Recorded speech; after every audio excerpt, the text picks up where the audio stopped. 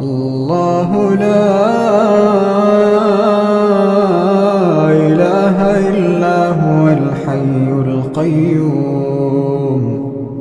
نزل عليك الكتاب بالحق مصدقا لما بين يديه وأنزل التوراة والإنجيل من قبل هدى للناس وأنزل الفرقان إن الذين كفروا بآيات الله لهم عذاب شديد والله عزيز ذو انتقام إن الله لا يخفى عليه شيء في الأرض ولا في السماء